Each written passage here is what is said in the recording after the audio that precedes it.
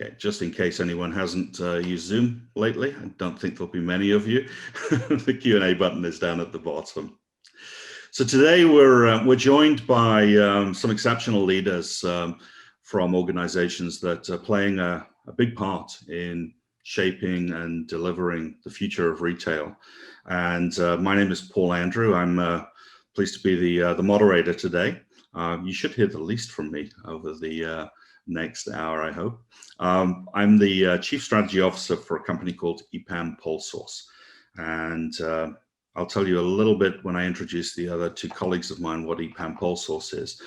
But today we have Tiffany Bova joining us from Salesforce. Tiffany is the Chief Growth Evangelist, a best-selling author as well. She's the author of Growth IQ, which is a Wall Street Journal bestseller. Has a terrific podcast series that I truly encourage you to listen to as well, titled What's Next? And Tiffany's background is varied from practitioner to evangelist to thought leader and commentator. And I think I tried to summarize your background, Tiffany, as challenging executive thinking on the future and then helping brands shape that growth. I definitely would love for people to follow up and check out some of the podcasts you've done with people like Seth Godin and Tom Peters, people that I've listened to for many, many years. And also in the book, which we will give you a way to get a copy of the book after this. We'd like to send a copy to all of the attendees. You've got a wonderful way of sharing your stories through case studies, I think. Things that firms have done that have really succeeded for them and things that are failures. So I'd encourage people to look at that. Maybe I could ask you, what's the objective of the Chief Growth Evangelist at Salesforce? Tiffany, what are you driving to achieve? Great question. And thank you for the kind introduction. First thing I'd say there is, as you mentioned, I was a practitioner and then I was an academic. I was a research fellow at Gartner for about a decade. And so Salesforce asked me to sort of continue doing that work around the future of selling, the way in which brands are using technology to engage from an experience standpoint, but more importantly, sort of what are the changes that we need to align around for growth. And this was pre-pandemic, right? So much has been disrupted now, but it's really about sharing stories about the art of the possible, how other companies are able to transform both internally with their employees as well as externally with their customers. So it's really an opportunity to be a listening post and a voice to share sort of what we can actually do in the future to drive additional growth for the business. Wonderful. Well, thank you again for joining us today, Tiffany, and look forward to your thoughts on the industry. Next up, we have Brendan Witcher from Forrester. So Brendan, you're the principal analyst and the digital business strategist at Forrester, and an expert on customer behavior and a trusted advisor, obviously, which is Forrester's role. But I think you cover a large number of the Fortune 100 brands from what I can see as well. And one of the comments that I loved that you made was that it's not about technology. It's about the trends and the value that's created with customers through experiences powered by the technology. So I think your contribution today will be fantastic to keep those technologists among us in line and recognizing that we are the tool set, not the solution sometimes. What are the main things that you're hoping to help customers with at Forrester today? How's the pandemic maybe shifted the questions that have been asked of you? Yeah, thanks very much. Really appreciate that, Paul. And it's good to join this panel today and be a part of this. The reality is that what I find as a strategy analyst is that my clients aren't really wondering, should we do this or which vendor should we use and how do we execute on it? What I find that most of my clients are asking right now is, of all the things I could do, what are the things that I should do? Because there's almost an endless amount of things that we could be working on, and it's across all industries. But the question becomes, what's going to have a real impact to my business? I mean, virtual reality, that's great, right? But no one's going to walk into a store this year, look around and go, oh, there's no virtual reality, I'm out of here, right? So you really don't need to be working on things that just the consumer isn't really expecting, for the sake of not doing the things that customers are expecting. For example, I know lots of companies send out emails, right? And they probably sent out about 136 irrelevant emails to their customers. And now they're talking about, let's put a robot in the store that says, welcome, Mr. Witcher, right? Like, work on the emails. Let's do that first, right? And so what I find is that my clients are really looking for solid foundational work right now to get and gain the most out of their capital investments in technologies. Wonderful. And I think that's one of the things that I'd love to see us discuss today, those focus areas. There's so much we can do. What should we do? Kathy McCabe is joining us as well from Proximity Insight. And Kathy's a co-founder and CEO of Proximity Insight today that's tackling the client telling challenge that a lot of customers have.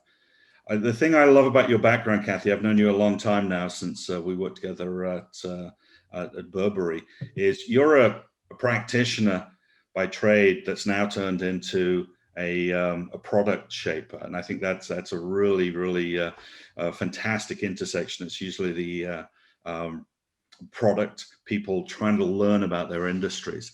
I think you've worked at a variety of companies as a technologist, from Burberry to Jaeger. What are you looking to change in the industry? Why did you step out of being a practitioner and join Proximity Insight and form a product company? I guess, most of my career has been all of my career has been in retail, from shop floor to shop tech and to store tech, and then on to what I'm doing now. So, I mean, I'm just super passionate about retail. I think it's an amazing career. I think it's a really exciting time to be in retail, as we're really changing the way in which shoppers purchase now. So for me, it was all about all of the sweet spots of bringing together sort of everything that touches the customer, and then being able to, as Brendan said earlier, it's really about the technology needs to be fairly invisible, but it needs to be there to power the store teams, to power the customer care teams, to sort of really bring those worlds together that are colliding at the moment, the whole the store world, the digital world, and really bring them together into a very seamless experience. And I think that's where at the moment they have so many apps to look at and so many places to go to. It's just giving them something that makes that journey much easier and makes them more productive. So for me, it was an easy move into really doing something that I'm really, really passionate about. I love working with the brands and the variety of from, as someone said to me once before, it's from underwear to trench coats, and from baked beans to cars. It's all very relevant. So I love it. Wonderful. Thanks, Kathy. And I think that's a topic of how do you take perhaps the luxury experience, where there's been a lot of focus over the years, and take that across all retail experiences is super interesting. So we'll touch on that today as well. We have from EPAM, the Continuum part of EPAM, which is the Innovation and Design Consulting Group, Buck Sleeper.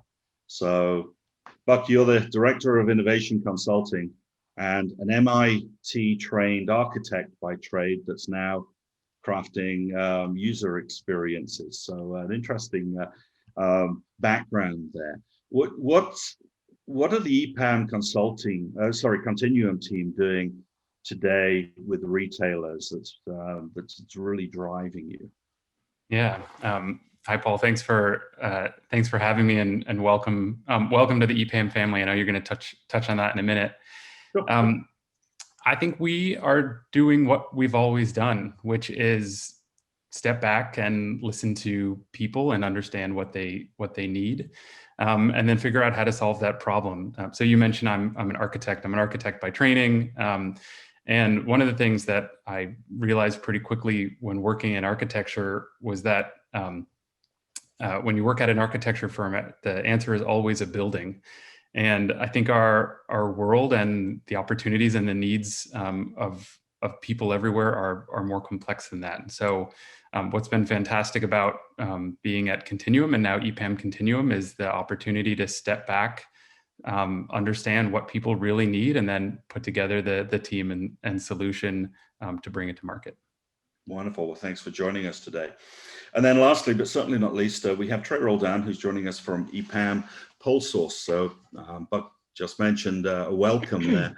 PolSource was acquired by EPAM a little earlier this year. So we've taken one of the fastest growing Salesforce consulting companies, PolSource, and joined the EPAM brand. And EPAM is 40,000 consultants, designers, and engineers, many of whom have built a lot of the digital natives over the last 15, 20 years. So Amazon, PayPal, eBay, a lot of that product was built by EPAM. So Trey, you run customer solutions for EPAM PolSource. You're a consultant originally, one of the earlier certified technical architects in the Salesforce world. And today you architect our customer solutions. Can you tell us a little bit about what you do and what customers are asking you for today? And then we'll get into the discussion. Yeah, sounds good. Thanks, Paul. So my role, I help our customers align Salesforce solutions to their business challenges. And, I think one of the most common things we see from a retail perspective is really just the overall speed of service delivery. And this is a topic, Paul, I know you're going to touch on later, but being able to deliver excellent service, capabilities, and most importantly, being able to deliver those in a modernized fashion. I think it's really something when we look at our customer base and we look at how many of our customers are operating off of legacy technologies, technologies that really aren't keeping pace with current needs and the ways that consumers want to interact with these brands. So I think that's probably one of the most common things we see, Paul, and we'll talk more about that as we go. Yep, I think that's a key thing. So that the last 15 months, I think it's 15, maybe 16 now, have spurred a seismic disruption for retailers. COVID changed the way that everybody thought, whether you were a brand and you're trying to shape your future, or all of us as customers as well. So the things that I took away is the brick and mortar retailers have adopted e-commerce at a fast pace. So a lot of them have done what they said they wanted to do, but they've had to do it in a much more compressed time frame. And they've taken tools, and a lot of them have started to make some really good progress, and customers are seeing that for sure. People have stopped paying in the same way. I don't use cash as much as I used to. I use pay points that are powered by Toast or Square. Those changes are coming into the retail outlets as well. And everybody's learned how to use video. We're on video chat today. I'm sure everyone that's attending here is probably on 3 or 4 calls already today. And the customers are now totally equipped with video. So some of the topics we want to explore are, what are retailers doing next? What is it that's forcing the change? What does it mean to them? And what do they need to do next? So let's dive in with maybe that COVID accelerated disruption. Digital, e-commerce, and the physical channels have collided. What are brands thinking about today? And I'm going to start with Brendan on this one. What are brands coming to you as Forrester and saying, hey, this is what's happening. How should we think about this? Yeah, it's really interesting. I think that a lot of people would not disagree with the fact that the pandemic has made the consumer, even if it was even possible, more digitally savvy than they have ever been before. When we look, for example, at consumers who bought groceries online for the first time in their lives, that's 1 out of 5 in the US. 20% of the population, right, over the age of 18, which is about 200 million people, 1 out of 5 bought groceries for the first time during the pandemic. But the other thing that's happened to the consumers, they've become channel agnostic. Right. And not because they wanted to, but because they were forced to, right? They were forced to use things like curbside, buy online, pick up in store.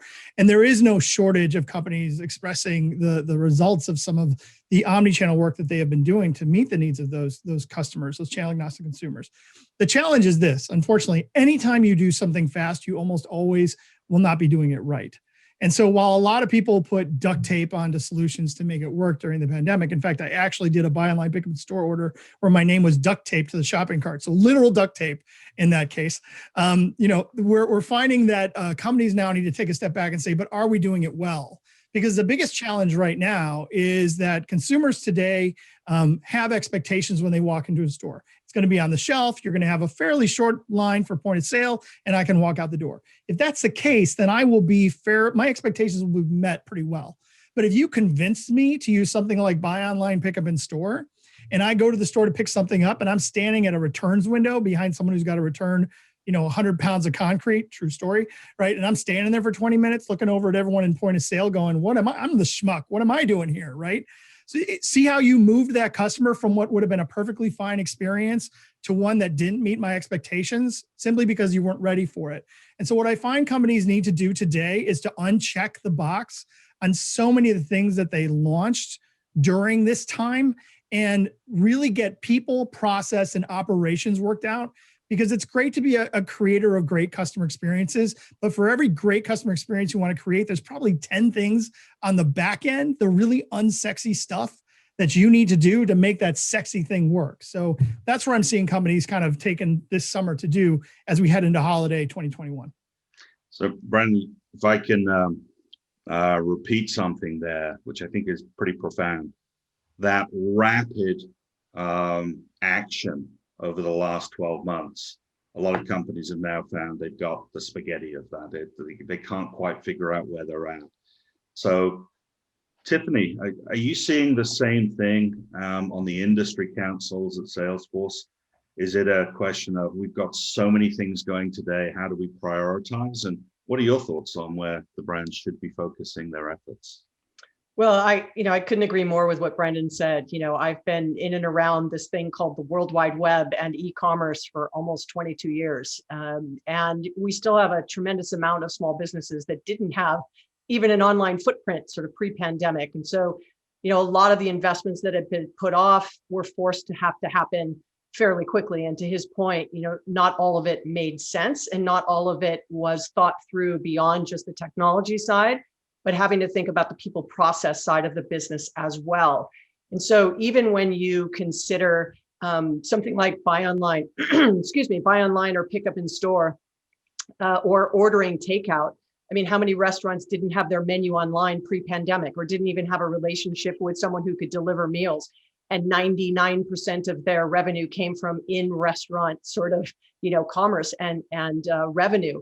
To completely shift and now say, okay, are we going to leave half the restaurant for, home delivery and for delivery, and then half the restaurant for in seating? And same with retailers. And so the question really is, how much of the behavior shift will stick between now and 2, 3, 4, 5 years from now? Even something like contactless payment, as you mentioned, we think 93% of people who have done contactless payment over the last 15 months will continue to do so. But that also doesn't mean that they will continue to do grocery shopping, as 1 in 5 had done it, and then everyone was doing it. Will they go back to some kind of hybrid? So I think the big question is, the behaviors from these super consumers, which we now all have become. What will stick? What will stay? What will the expectations that have risen around experience actually being almost as important as the products or services that a customer is buying? That experience has to be something that's seamless. Like if I have to stand in line for 20 minutes, it's not a great experience for me to buy online and pick up in store.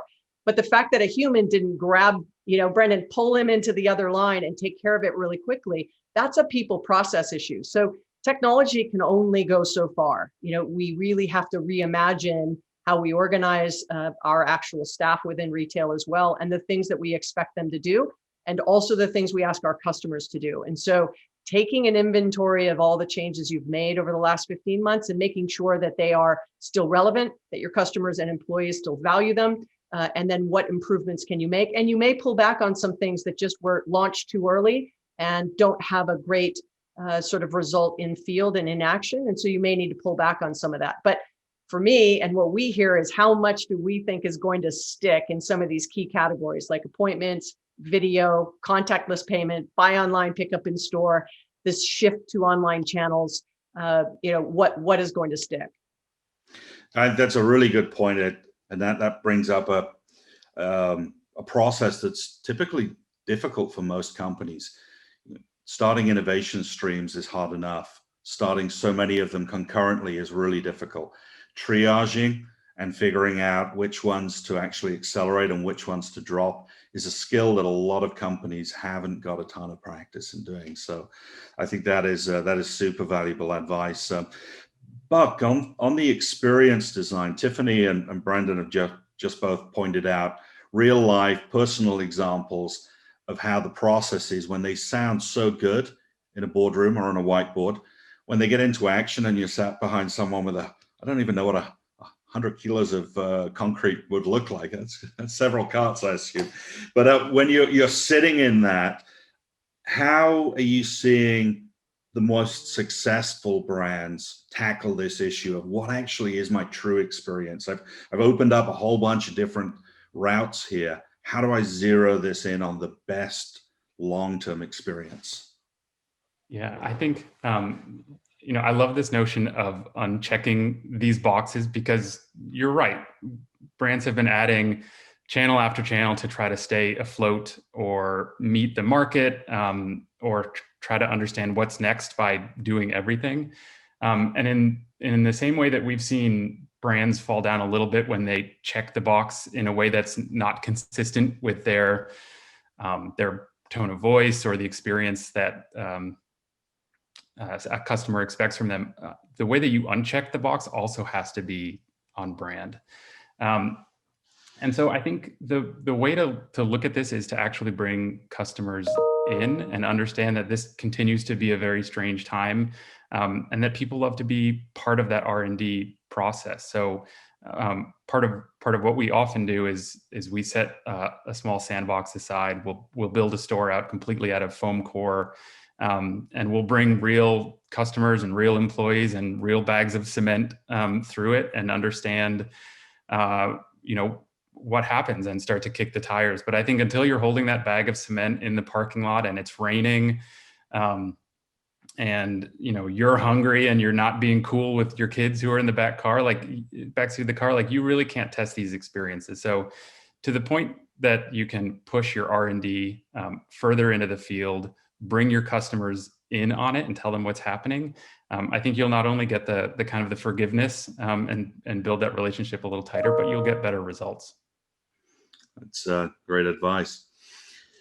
Tiffany, you mentioned the experience and the collision of experiences here.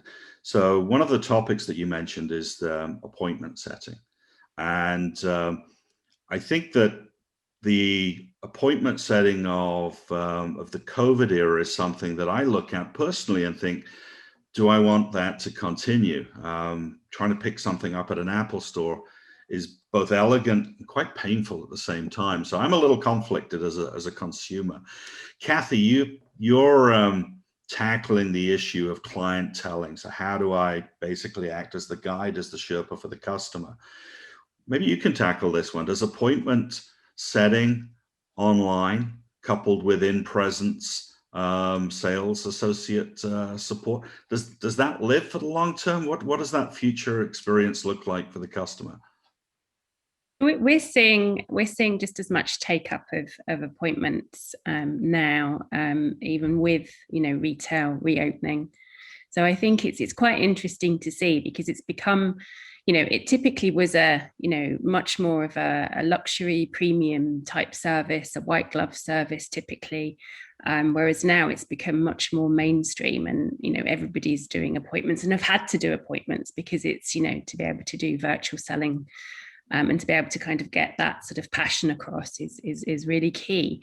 And I think what we're seeing is a good blend. I think there's definitely, from our brands that we work with, there's definitely a steer towards people prefer in-person appointments, but if they can't get into the store, or if there's an emergency and they want to do a virtual appointment, it does work well, and it certainly increases the ATV from a digital perspective in terms of the basket online, and increasing the sales there. So it's I think the jury's still out. I personally feel that we're still seeing great traction. I think it will continue to stay, and I think it will evolve, because where we're seeing really good take up is where you can have a live chat or a live video, and then move the customer into an appointment at a later stage or during the discussion, and then you can actually show the customer products directly on video,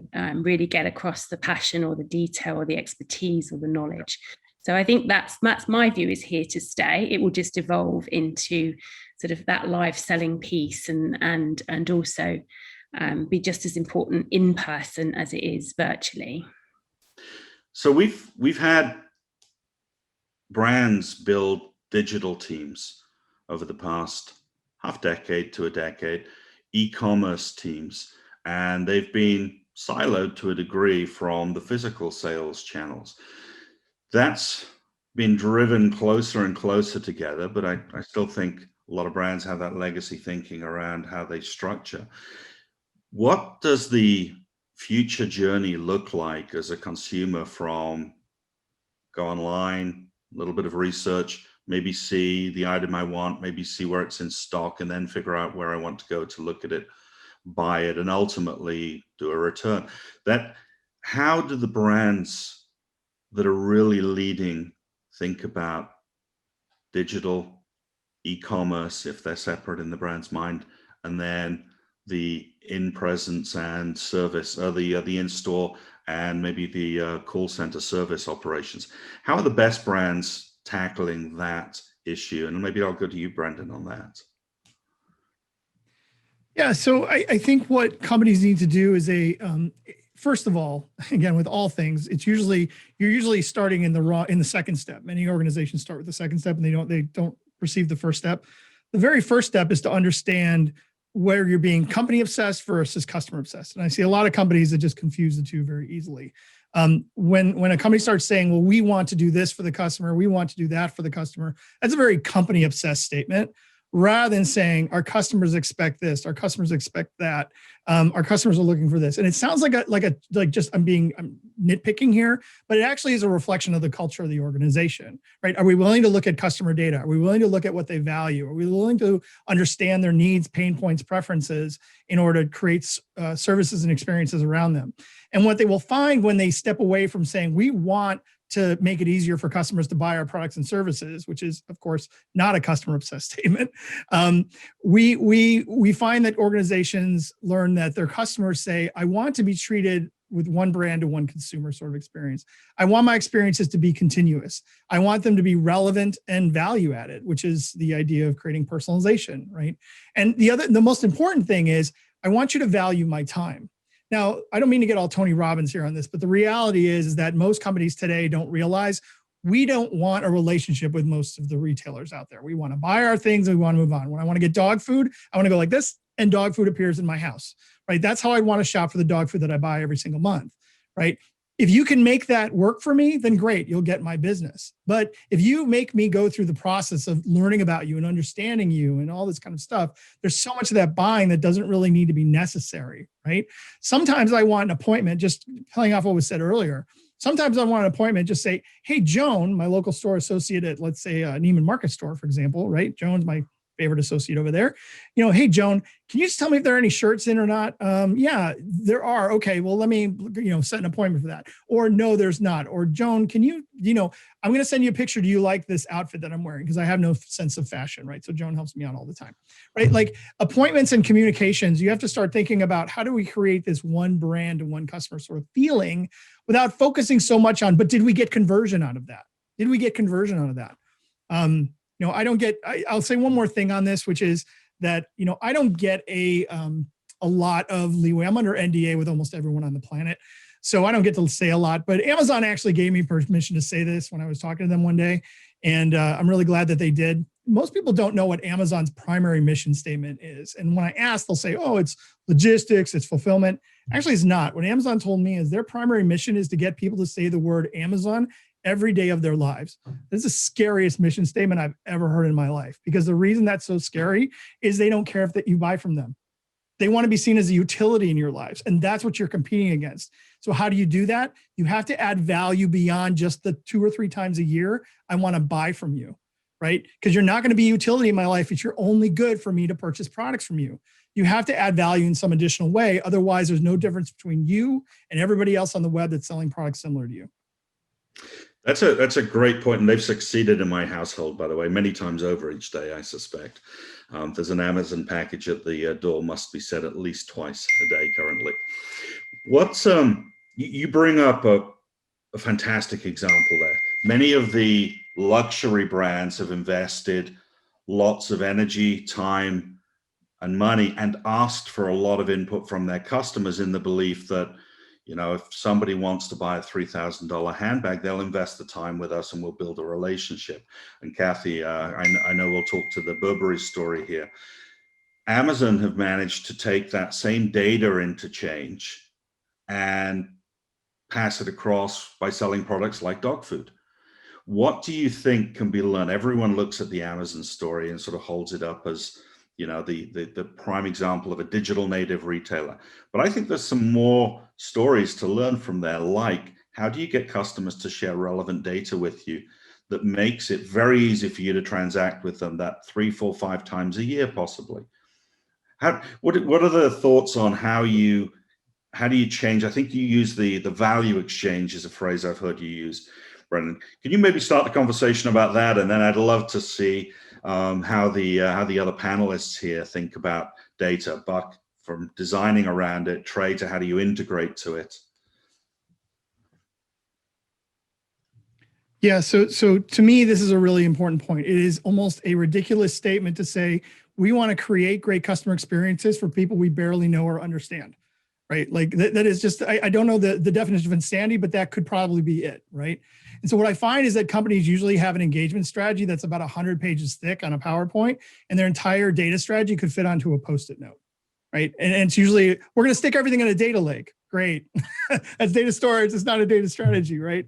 The question though is, how do you learn about the customer? Well, you have to create dialogues with your customer, right? You need to create dialogues. We have to stop guessing at what customers want. We have to stop, creating websites where the primary purpose is just to get you to buy, when you know that 80% of your visitors who ultimately make a purchase are going to go into the physical store to shop, not on your website. Right? It's amazing to me how many people design websites to create conversion, and yet that's only 20% of those customers. The other 80% will actually buy in the physical store, right? And so are we designing them to buy now, or are we designing them to buy from us, right? And when we're designing things to buy from us, what we want to try to do is create dialogues with the customers. We want to get voice of the customer into the interactions. And the way that we do that, and the way that we drive change, is we have to offer value. Right? We have to offer value. One of the examples that I like to use, and I'll be quick about this one, is Stitch Fix is an example of that. Now, I don't know how many of you have signed up for Stitch Fix, right? And I encourage you as people in the industry to go and sign up for Stitch Fix. But I got to warn you, bring a sandwich, because it's going to take about a half hour to get through that sign up process, right? But I was talking to the old CEO, Katrina, and she said that over 80% of people finish that sign up process. And all you do is talk about yourself.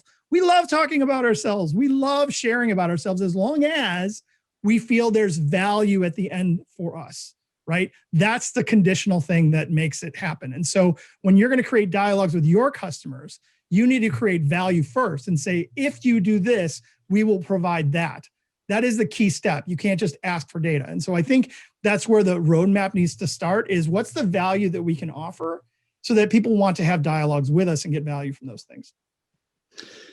Well, maybe I can ask you to follow up on that. How are customers of yours thinking about collecting and building that journey, that data-driven experience? We hear an awful lot, but in the past, we use the word design in the Apple way of, we'll tell people what the right approach would be. Apple gets away with it. Most of us can't. How do you think about that with customers today, and what are the best practices you're seeing to gather the right data and then build a dynamic experience around it? So I think it really depends on where you are. We're currently building a retail strategy that straddles China, North America, and Europe. And we're starting to look at some parts of the experience that involve camera vision and computer vision. And what we're learning is that for a lot of consumers in China, it's kind of no big deal. It's a big part of the way that they're already interacting with their space. You go to Europe, GDPR makes it, a kind of an instant no and a total shutdown. And then in the US, like, I can argue with my uncle over this. I'm completely fine with my Google Home listening, and he's not. So I think it starts with understanding where people are and what they're comfortable with, and then giving them the opportunity. Hi, Clemence. And then giving them the opportunity to opt in or out of that data collection. I wanted to go back to just quickly something that Brendan was saying about relationship. And I completely agree that, and it ties to data, people don't want to have a relationship with a brand. That's like having a relationship, with your laptop. It's not a thing. You want to have a relationship with your dog, not with your dog food. You want to have a relationship with your pet, not the pet store. But I do think that there's a role of having a relationship with the people in that store, and understanding that humans talk to humans like humans is core to how you're structuring those relationships. So if you treat your employee like they're a data collection device, they're going to act like one. That's a great point, and that brings us to a topic that I think is near and dear. So we heard the story earlier of Brendan in line, where somebody could have plucked you out and taken you to the right place. So I think today, as we see the expectations of the customer, so we should maybe talk about customer expectation instead of their experience. The customers are looking for the easiest route to whatever they want to do at the moment. Look, buy, see, return. How do you think we need to change the way we think about the retailers' employees, store associates, call center operatives? Many of these roles have collided. So you can now buy online and pick and collect. The store member that used to stand there and greet you as you came in has now got to figure out how to navigate the right product, package it up, and provide some sort of delivery experience. So Tiffany, maybe I'll start with you on this one. What are the gaps in the way the brands are set up around people today versus what the customer's looking for, and how do we solve that with technology? Sure. A couple things. First thing I'd say is the fastest way to get a customer to love your brand is to get an employee to love their job. Full stop. So, happy employee, unhappy customer, good combination. Unhappy employee, happy customer, not a good combination. Unhappy in both camps, really not a good combination, right? And so what are the things you can do to enable and empower your employees to do what's right and best for the customer? So like that example, right? Pulling someone out of line and saying, hey, are you here to pick something? Anybody in line here to pick something up? I can take care of you. If you're here for a return, you can stay here. That simple act has to happen in, okay, are they trained? Do they know that they can do that? And then is there something specific they have to do in that particular register or point of sale in order to get you as a buy online, pick up in store, that transaction captured in an appropriate way? So a lot of this has to do with these roles shifting. So investing in training and technology, right? This is not technology to replace humans. This is human and tech. For me, that's the great power couple, right? Humans, as was just mentioned, right? That's where the relationship point is. And so how can technology augment what they have to do day in and day out to make their role easier so that they can serve those customer needs in real time, get them the answers they need? And it's not that it needs to be fast, it's that the job that the customer wants to be done gets done, right? So it's okay if I have to wait a half an hour for something. If I'm on a call for tech support and it takes an hour and a half, but I really need the support and the process, and that employee who was supporting me was considerate and kind and knowledgeable and added value and solved my problem. It's okay, it took 90 minutes. But if it's wasted 90 minutes, then I have a problem with it, right? And so I'm going to go back to something we were just talking about around data. And often data is the new oil is kind of this analogy. And while I agree with that in some senses, you cannot pull up to an oil rig and put that in your car, right? It's not going to work. It has to go through the refinery. And that to me is analytics. And then the insight is the petrol that powers the business. And so using data, capturing data, it has everything to do with trust. How are you going to use it? Are you transparent with it? If something goes wrong, do you tell me right away? Or do you wait 8 months to say there was a breach?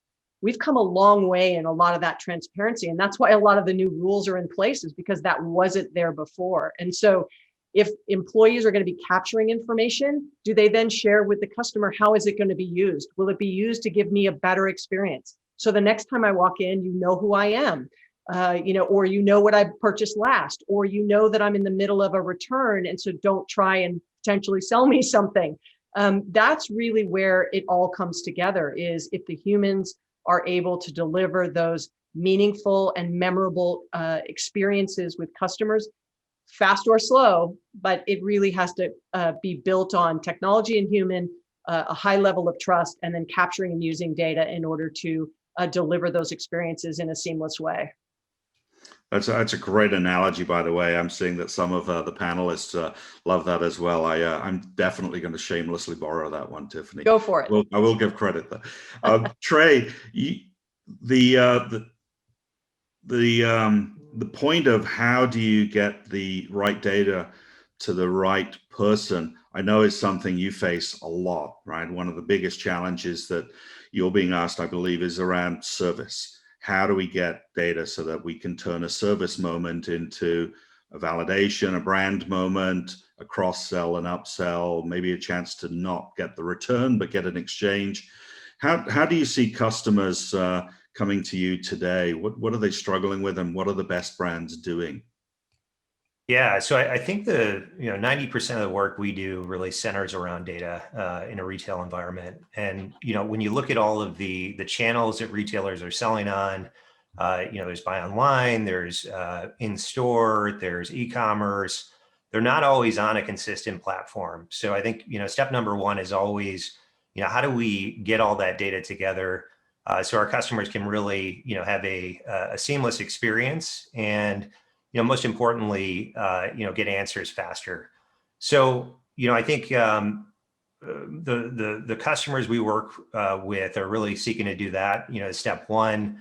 I think the secondary point, though, is how do you disintermediate the agent or the retail associate in terms of getting those answers and pushing down that information to lower cost channels, channels like bots where you can expose, order information, or, communities or various other, channels where customers can be a little bit more self-service, really kind of, mimicking what some of the world's best brands are doing. Amazon, for example, when's the last time you got on a call with somebody at Amazon?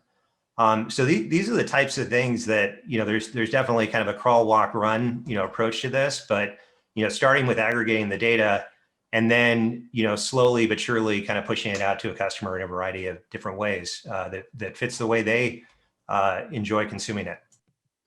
Terrific. And I think as we look at that data, there's a comment I saw from one of the panelists, Jeff Rudent, that turning the employees into those frontline associates, those ambassadors, and this plays to your point as well, Tiffany, of someone who's not only happy in their job, but confident and empowered and enabled. They want to get the question from you. They're sure they'll have an answer, or they'll be able to find a way. How do we best serve employees so that the company's goal of that relationship, that exchange of value, as Brenda mentioned, is driven organically? You might only have a few interactions a year, but they're really good. They're powerful. It leaves a mark. And Buck, maybe I'll come to you on this. You've used a phrase that I love before. How do we give employees superpowers? So maybe you can talk to how you design this so it drives an experience. Yeah, I think it starts with taking away the parts of their job that fall into the stuff category. So we talk a lot about the stuff and the craft. There are parts of your job that you're really there to do. For example, I visited a bike shop called Rafa in New York City this week, and it's populated with employees that are cyclists, and they love talking about biking and how to get into biking and how to fix your bike and the best bike routes. They're not super interested in talking about inventory and logging transactions and all of those things. So to the extent that you can let them play in the craft space a little bit more and automate the crap space, I think that's where superpowers start to come in. But the moment that you attempt to automate the things that fall into their craft bucket, that's when the world really falls apart. And again, you're kind of removing those powers from them. So I think it starts with understanding what their craft is, and if nothing else, giving them more time to get better at it. Terrific. So that feedback loop as well, I think that's another thing that we've seen a lot, where the brands are starting to figure out that not just enabling an employee to deliver or to create a moment or an experience, but actually learning how well they do it, and then providing some on-the-job feedback as well is good. And that coaching of, this didn't work because you might want to try this, putting that into real-time systems is getting much easier, and that just has tremendous payback. Kathy, I wanted to come back to you on this topic, because one of the things that you've mentioned to me in our many conversations about what you're doing at Proximity is, how do you take that high value sales associate training mentality from a luxury brand and apply that to pretty much everything, give them the tools to instantly be able to understand what a customer might need next and how to find it or how to help them find it. What do you see that future looking like? And I know that you're trying to tackle some of that. So, I guess, I think there's a number of different threads that come to that, because I think it was, part of what I said earlier is often they don't have all the information that they need to connect the dots. And therefore they're struggling to, they want to help, they're there to serve, they love to help, and they love to be able to serve and to have the delight of being able to help the customer to find what they want, or, and I think that's the thing, and often in their jobs, and it was a little bit about, automating the things that are more difficult, but having and connecting all those dots is super important. So I think there's making sure that they can see inventory, making sure that they can understand what the customer purchased before, but some of the engagement pieces and the connecting piece, which is really powerful, is just about very simple things like saying thank you, like sending a follow-up after an appointment. Did I manage to help you? Here's the things that we talked about. They're not big things, but they're small things. And I think the thing that the sales associates love is when you can share the success of what they've done, because in the past it was really difficult to show the impact that they were having of just sending a thank you or just sending a follow-up. And I think that's some of the things that have changed now. It's because it really is, being able to connect and engage across all of those channels. And it's not always about, the selling. It's actually about helping and serving and being able to really feel that you really helped that customer that day.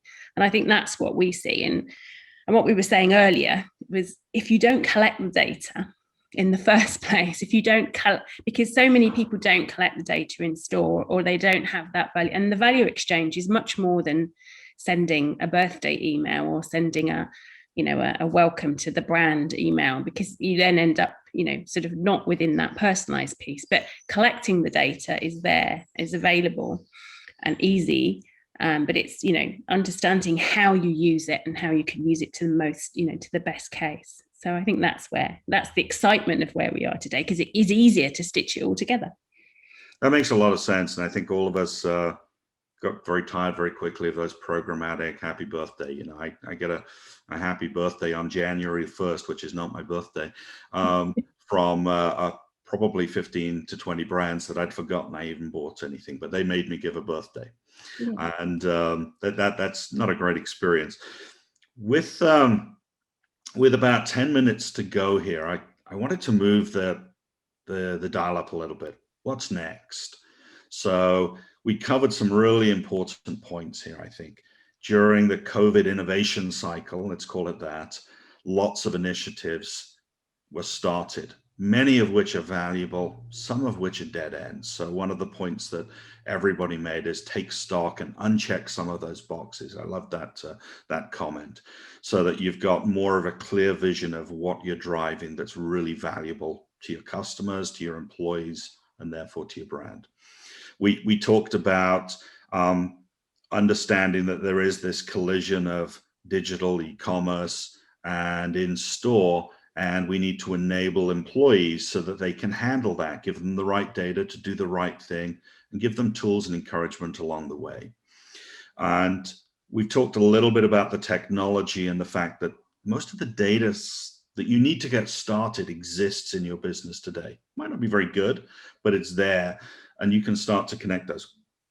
What is next? We're about to come out, hopefully, of the pandemic over the next 12 months to the point there's some sort of normal. And a lot of the things that customers have now been exposed to, they'll want. That's a new customer expectation. Maybe I can go around the panel one by one and ask, where do companies go next? What should brands be thinking about? What should they be doing? If you could give them one piece of advice, what would it be? And Tiffany, I'm going to start with you. Oh, all right. No pressure. Well, I figure you'll have answered this twice today already on other calls. So. Maybe not. Yeah. So from a pure business standpoint, I think Christmas without cookies is going to be interesting, from a retail perspective. I think the inventory and labor issues that we've seen over the last 15 months, and now with retailers wanting to open back up and not being able to find, actual employees to come back to work and or join the ranks, says a lot about, how maybe retail was treating its employees. And so ultimately trying to change that perception.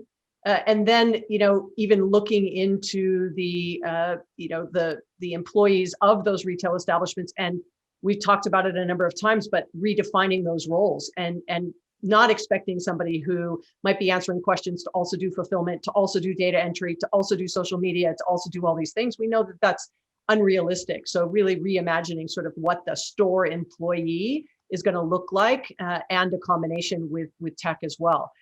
But from a what's next, we really see a lot around that appointment economy sticking. We see some 54% of people want to continue doing video appointments. So do you still have the ability, and are you interested in doing that?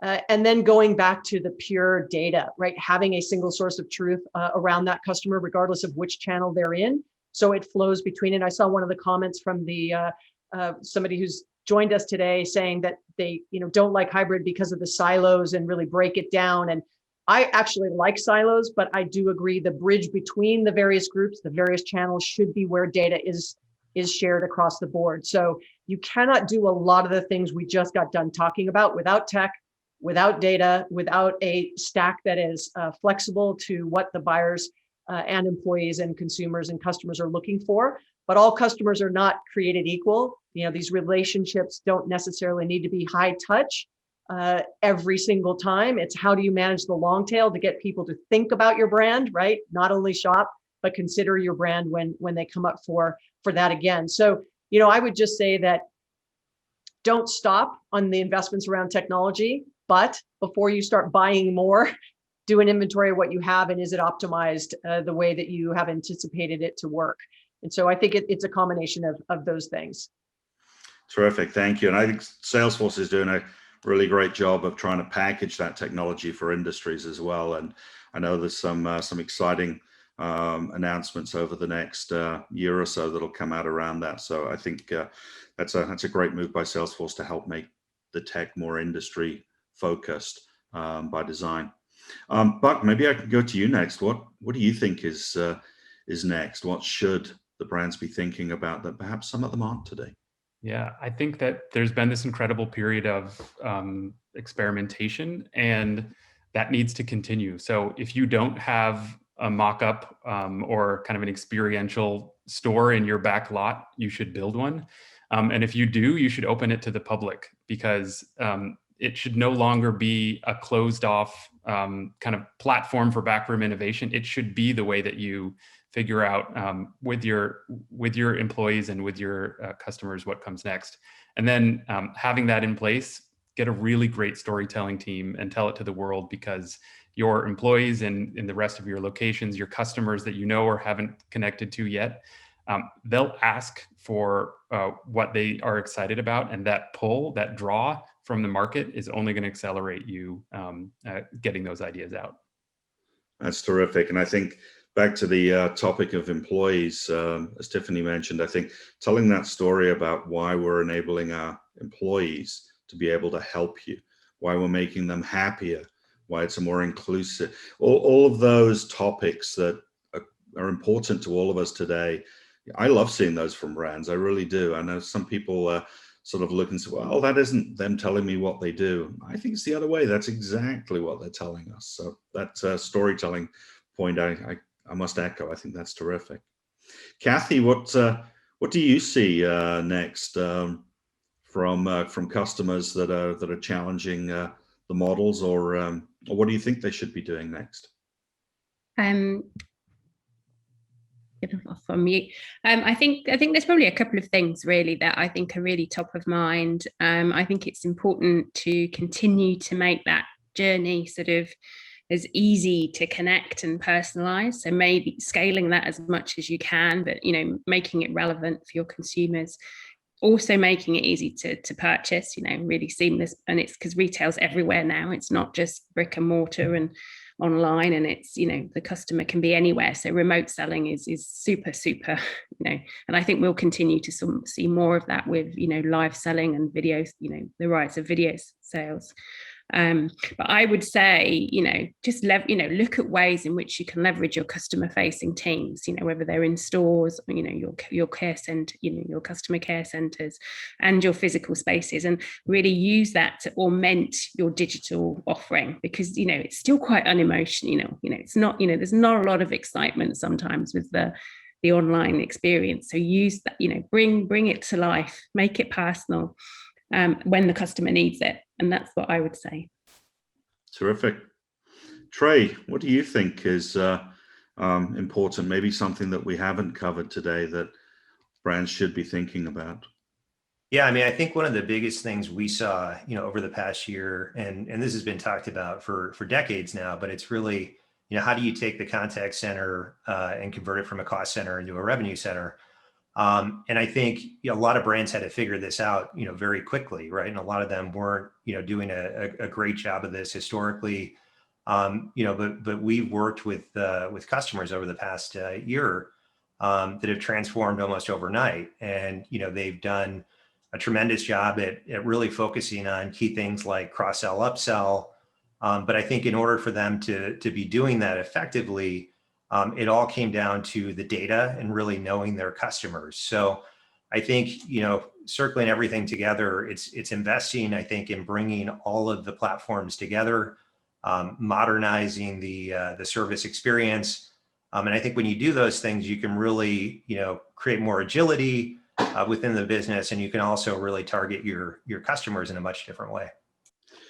That's a great point. I'm going to give you a little bit of a shameless plug as well. I think one of the tremendous things I saw your team do over the last 18 months is turn that service journey into a customer education journey by empowering the associate to actually use data to say, I get you've bought the wrong thing. I think what you are looking for is this, and actually start to showcase the product and actually populate a shopping basket for them as well if they wanted it. And that was a pretty genius move. And the rate of returns plummeted, but the rate of customer satisfaction in that case as well just went through the roof. The customer was actually saying, I don't think I've got the right thing, and they wanted help. So I agree. I think the service center is an undercapitalized piece of the business today. Brendan, I'm going to come to the analyst to close out, if that's okay. What do you think is next? Where should people be focused, and what should they be looking to from here? Yeah, so in the same amount of time that everyone else has spoken, I'm going to try to give you the 3 things that I'm advising my clients working on right now. Because at the end of the day, Forrester, you read Forrester stuff, you may think our job is to help people learn how to innovate and do all those things. Actually, our job is to help people create business results and get business outcomes, right? So I'm going to give you some pretty unsexy practical advice heading into the holidays and into 2022 that I think will work for you. Number 1, and I'm going to tie up something Tiffany said earlier, and she went in depth around the whole idea about your employees and all that kind of stuff, and I totally agree with her. I think we've all learned there is no such thing as a retail apocalypse. we'll all be dead before stores are dead. So let's look at them as assets, right? Not liabilities. And if you're going to create them as assets and they're going to be a cost anyway, make them the best they can be. What I find organizations do is they fail to think, okay, what are the other things we have to do if we're going to make this thing work? As I said, it's usually step 2 that everyone starts with. Step 1 is making sure you have a training program for your associates so they're not, so the customers that engage them aren't knowing more than their associates do when they walk in the door, because then there's no value, right? You have to remember that you need to empower your associates to be as wise and smart about your products and services as your consumers are walking in the door. And guess what? They're pretty well educated because they've been doing their research online, right? So that's number 1. Number 2, and I'm going to say something fairly provocative here, right? But get rid of the term low-hanging fruit in your organization, okay? Those birthday emails that you get, right? Those were low-hanging fruit for somebody, okay? The reality is no CEO's ever gotten on an earnings call and said, we started saying happy birthday and sales went up 5%, right? Because here's the thing, low-hanging fruit, and someone who used to work at Harry and David, I will tell you that the best fruit is on the top of the tree, not on the bottom of the tree. The reality is that low-hanging fruit usually doesn't have the impact you would think on the customer. So you may have a project that costs $1 million, but if that's not why customers aren't shopping with you in the first place, then if you improve that, guess what happens to your business? Nothing. You just lose $1 million because nothing changes with the customer. But if you have something that costs $2 million, going to take maybe 3 more months to do, but that's going to change customer behavior, do that, right? Don't do the thing that isn't going to change customer behavior just so you can check a box. You need to create business results with what you do. And the final thing that I will say, and if I said it once, it's worth saying again, right? Get your ops in order. Poor operations, poor inability to work operations and do things right from a people and process perspective is what leads to poor customer experiences. End of story, as Tiffany said earlier, period, right? That's the truth, capital T truth. And if you don't figure that out, if you don't become a great, if you don't go along both paths of being great customer experiences and digital operator, you cannot move from digital dinosaur to digital master, no matter how much time you take or what technologies you invest in. That's a great piece of advice, Brendan. And I think for every single brand, they have to look at the basics, the building blocks, and then layer on top of that. I want to say a big thank you to everybody for giving up some of their time to join the panel today and some of their time to listen to us. The content from you as a team was just fantastic, and we'd love to continue a series of these and maybe get a little more focused into some of the areas. So I will definitely call on you all. But thank you so much. Thanks for attending. And I hope you enjoy the rest of the afternoon or evening, wherever you are.